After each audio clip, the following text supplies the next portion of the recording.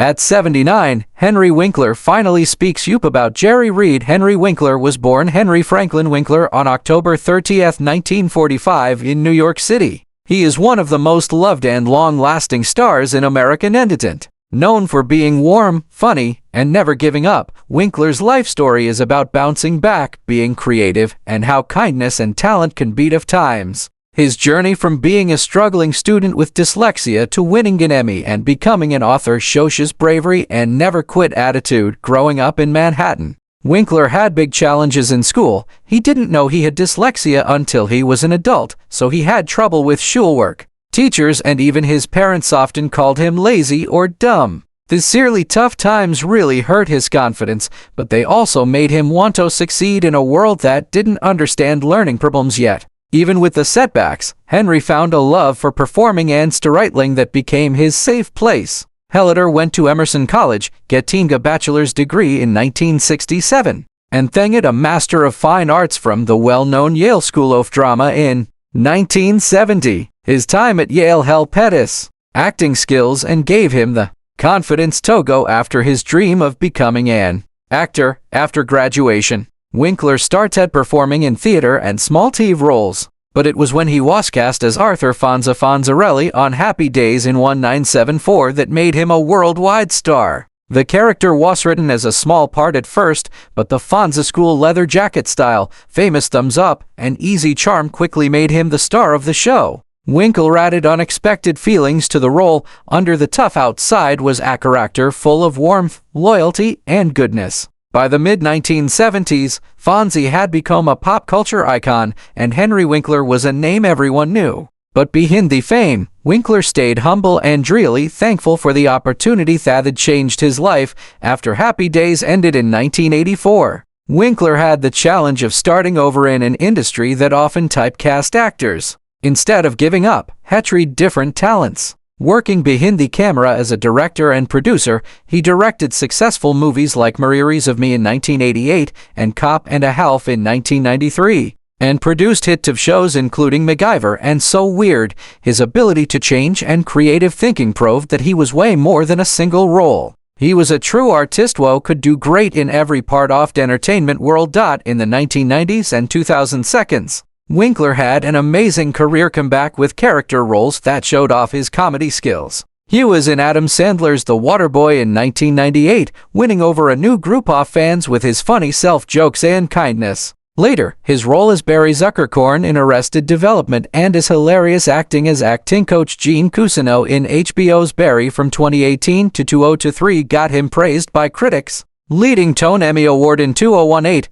These performances showed his amazing ability to grow as an actor and connect with people across generations. Besides acting, Henry Winkler has made an incredible impact as an author and someone who speaks up for children with learning challenges. Working together with writer Lynn Oliver, he created the Hank Zipser book series based on his own experiences with dyslexia. The books have become bestsellers around the world, helping tons of children understand that learning differences don't define who they are or what they can do. Winkler has since written more book series, reaching young readers with humor, caring, and encouragement. His hard work for writing skills and accepting yourself has earned him many awards and honors from education groups worldwide. Besides his successful work as a writer, Henry Winkler never went far from his first love, acting. His passion for performing stayed a driving force throughout his life. And even as he tried new creative paths, the screen kept calling him back. Between the late 1990s and 2017, Winkler was in 21 movies, showing both how versatile he was and his lasting appeal.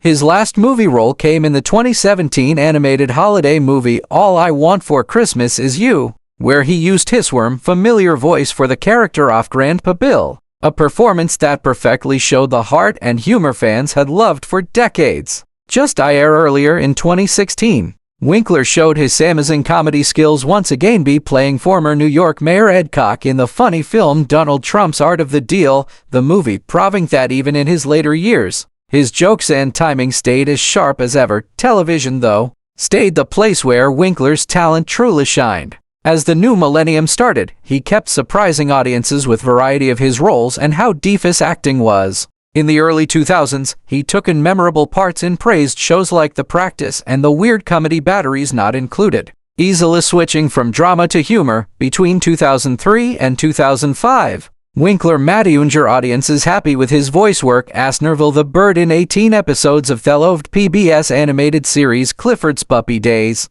bringing a sense of warmth and playfulness to the show that only his special voice could give. In 2006, Winkler made yet another surprising career move with his pantomime, taking to the stage of London's famous New Wimbledon Theatre. He played the naughty and larger-than-life Captain Hook in Peter Pan. The role showed not only his comedic timing, but also his willingness to try new challenges well into his career. Audiences and critics were both charmed by his ability to turn a classic bad guy into a character full of charm, humor, and stage magic. Henry Winkler's love story with Stacey Weitzman is one of Hollywood's most lasting and real romances rooted in warmth, humor, and respecting each other. The couple first met in 1976. A teamy when Winkler was at the top of his fame as Arthur Fonzie Fonzarelli on the hit TV series Happy Days.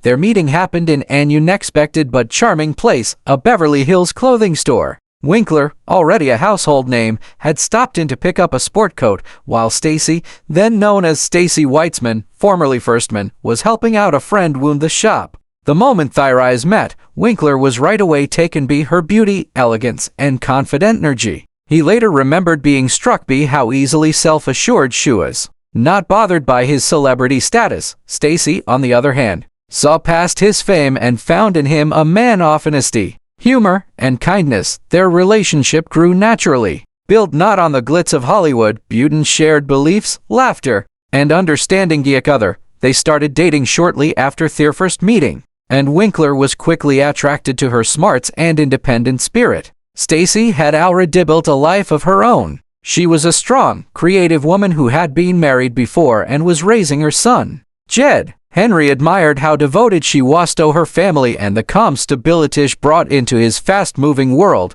Their connection got deeper as they spent more time together, blending their lives and discovering that they fit each other perfectly. Winkler often talked about how Stacey kept him grounded, keeping his life balanced despite the overwhelming fame he was experiencing in mid-1970s. 2 years after their lucky meeting in 1978, Henry Winkler and Stacey Weitzman were married in a really meaningful ceremony at the synagogue where Winkler had celebrated his bar mitzvah as a young boy. The decision to get married in that sacred place showed Winkler's Jewish heritage and his desire to honor his roots. The wedding was small, with close family and friends, and filled with a sense of connection, linking his past, present, and future. For Winkler, marrying Stacey in the same place where he had taken his first steps into adulthood meant a circle of faith and family coming full circle. Their marriage grew into a lifelong partnership that has lasted through the tests of time, fame, and hard times.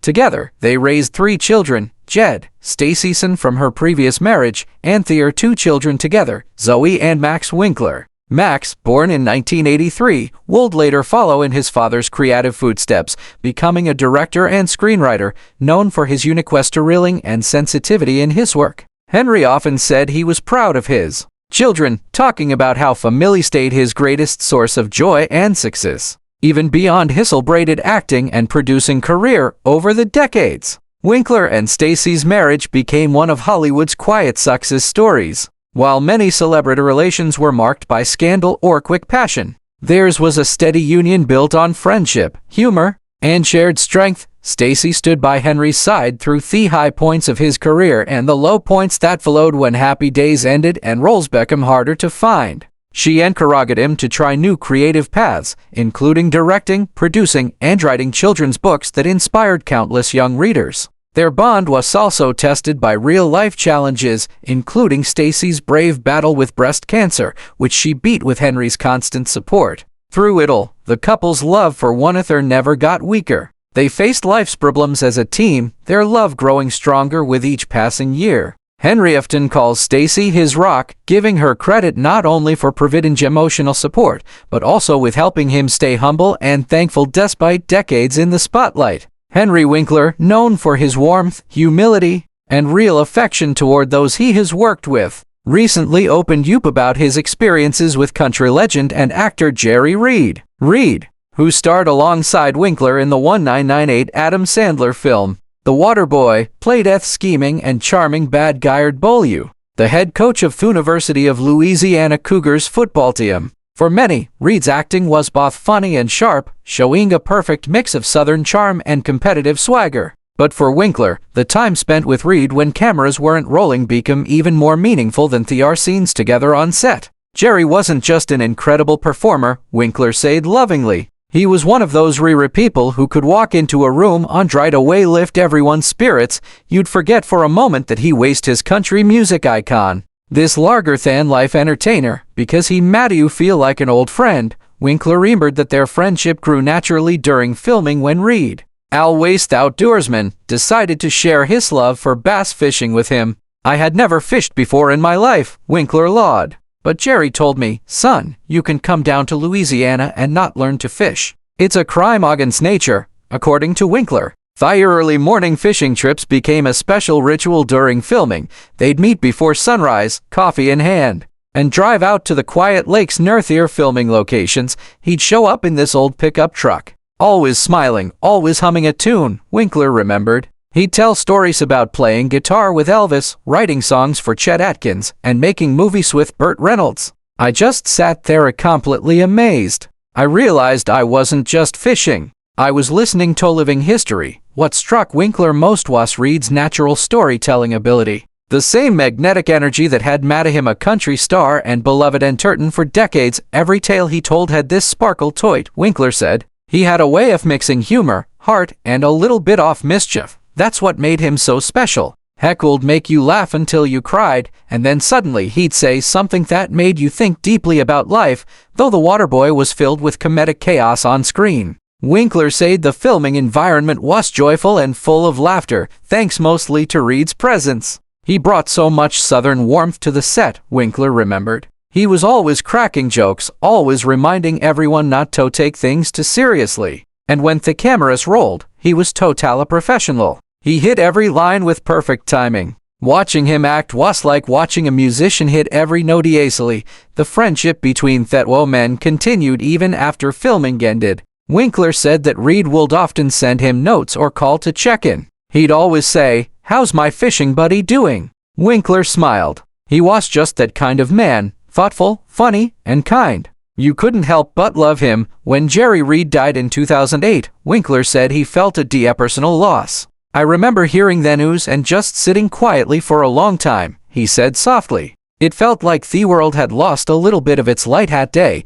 He was one of those rare souls who lived fully, loved deeply, and left everyone better for having known him. Winkler also shared that he still thinks of Reed whenever he goes near a lake or river. Every time I see the water, I remember his laugh, his voice, and how patient he was teaching me to cast that line, Winkler said. He teased me constantly saying, "You Hollywood types don't know how to catch a thing," and he was right. I didn't catch much, but I caught something far better. I caught a friendship that I'll always treasure. Looking back on the Waterboy years later, Winkler admitted that the film holds a special place in his heart, not only because it was a hit with audiences, but because it captured a moment in time with a man he truly admired. When I watch that movie now, I didn't just see the characters or the comedy, he explained. I see Jerry's spirit shining through every scene he's in. He had that spark, that realness that you can't fake. It's no surprise it was his final film. In many ways, it felt like a fitting curtain call for someone who had given so much joy to the world in his gentle and thoughtful tone. Winkler summed up what made Jerry Reed unforgettable. He lived his life with laughter, music, and friendship, he said. He didn't just play roles, he lived them. He didn't just sing songs, he told stories that touched people. And to me, that's the mark of a true artist. I'm lucky to have known him. I'm lucky to have learned from him, not just about fishing, but about living, with emotion in his voice, Winkler added on final thought. Whenever I think about Jerry, I think about how much he loved life. He once told me, "Henry, if you can laugh every day, then you've had an all right." That was Jerry Reed, a man who laughed, loved, and lived more fully than anyone I've ever met.